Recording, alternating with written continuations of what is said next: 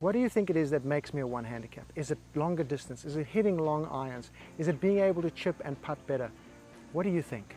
I'm going to show you 5 things that make me a one handicap. The first thing that makes me a one handicap is being able to put my bad clubs away. If I'm having a bad tee day with the driver, with the 3-wood, it goes back in the bag. Then we dial it down to more go-to clubs. We start with a 5-wood, 7-wood, 4-iron, down to 6-iron. If I can't get a 6-iron in play, that's a bad day and I'm not going to play well that day. So on this hole, I take the 4-iron out because I know it's not going to reach that bunker. I know it's not going to shape too much left and right, and I'm going to be in play, which is the number one thing.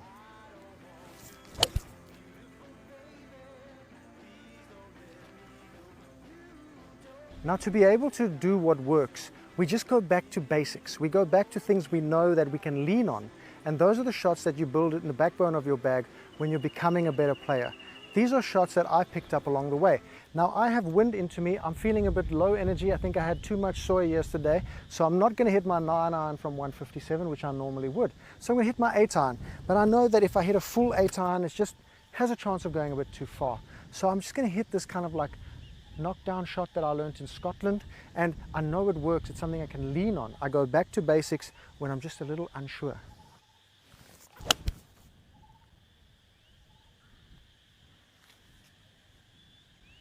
Part of going back to basics, sometimes I'm going to leave myself longer approaches into the greens, which means I'm going to miss the green sometimes. But if I miss the green in the correct place, I have an easy chip. But then if I have an easy chip, I need to use a back to basics easy chipping technique, which for me is the toe down chip.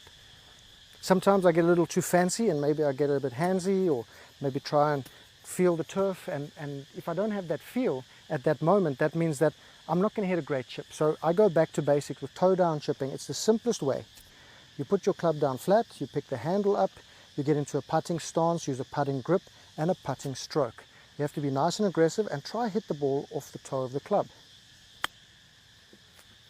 Now that's going to be a good result for me because I'm not that confidential. But there's an entire series in Scotland where I played one handicap golf, going back to basic, keeping the ball as low to the ground as possible, putting a lot of the time.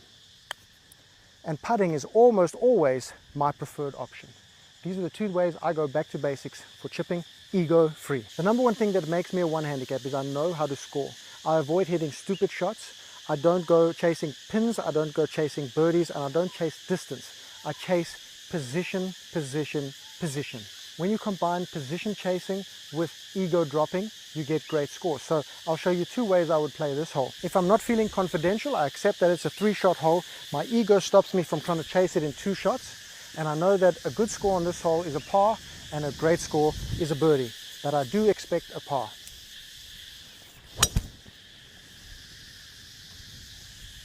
We hit a 7-wood in play, and then from there we're going to take 2 more shots to get it on the green. When I'm feeling good, I'll hit the driver. Now the driver is a good scoring club if you're having a great time with it. If you're not having a good time with it, I put this back in the bag. Hitting both those shots, I know majority of the time the score coming out here anyway is going to be a 5. So I don't need to chase anything. I understand how to score that 5. I may have left myself 313 yards to the hole, but that doesn't mean anything to me because I know that if I hit 2 more great shots here, I'm on in 3 and I'm putting for par. This takes a lot of pressure off my game when I don't have to go for par 5s in 2 and feel like a loser if I don't, because you don't have to score. But the big thing I have to remember when I want to score is to avoid hazards. I don't want to go in those bunkers because having an approach shot on a par 5 from a fairway bunker is a no-no. I'm not going to score well.